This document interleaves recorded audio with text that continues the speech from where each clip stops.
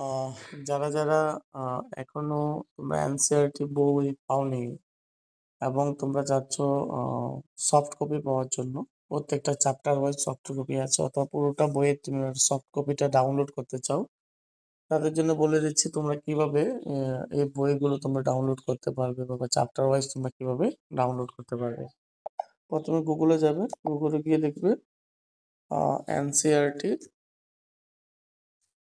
Book, suppose 6 to 8 যে কোনো class লিখতে পারো। PDF download, NCERT book 6 to 8 PDF download লিখে সার্চ করবে। সার্চ করার পর দেখো ডাইরেক্টলি চলে আসলো NCERT text book PDF 1 to 12। তো এখানে তোমরা ক্লিক করবে।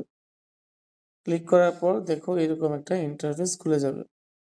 ইন্টারফেস খোলার পর তোমরা এখানে দেখো লেখা আছে সিলেক্ট ক্লাস। তো তোমরা এখানে সিলেক্ট ক্লাসে ক্লিক করবে, করে যার যে ক্লাস দরকার সে সেই ক্লাসটাকে সিলেক্ট করে নেবে। সাপোজ আমার ক্লাস 6 এর দরকার, তো আমি ক্লাস 6টাকে আমি ক্লিক করে নিলাম।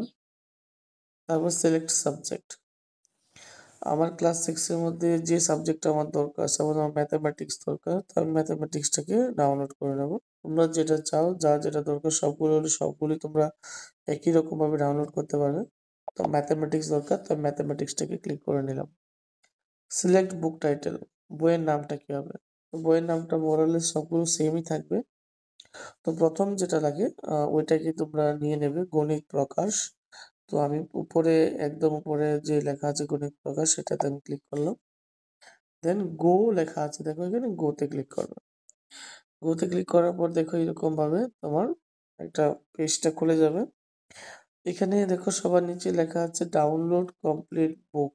তোমরা চাইলে এখানে ডাউনলোড কমপ্লিট বুক সম্পূর্ণ বইটাকে ডাউনলোড করতে পারবে, অথবা তোমরা চাইলে চ্যাপ্টার ওয়াইজও তোমরা ডাউনলোড করতে পারবে। ধরো আমি চ্যাপ্টার 1টাকে আমি ডাউনলোড করতে চাই, তো তোমরা কি করবে, ওপেন যে লেখা আছে ওপেনে ক্লিক করবে। তো আমি ওপেনে ক্লিক করলাম। ক্লিক করার পর দেখো নিচে এরকম ভাবে একটা পিডিএফ চলে আসবে। এটাতে দেখা লেখা আছে ওপেন, এই ওপেনে ক্লিক করবে। দেখো ওপেনে ক্লিক করার পর দেখো তোমাদের বইটা কিন্তু তোমরা দেখতে পাচ্ছ, ঠিক আছে? কিন্তু এটা কিন্তু ডাউনলোড হয়নি। ডাউনলোড করার জন্য কি করবে, দেখো এখানে 3টে ডট আছে একদম কর্নারে মোবাইলে, এই 3টা ডটের মধ্যে ক্লিক করবে।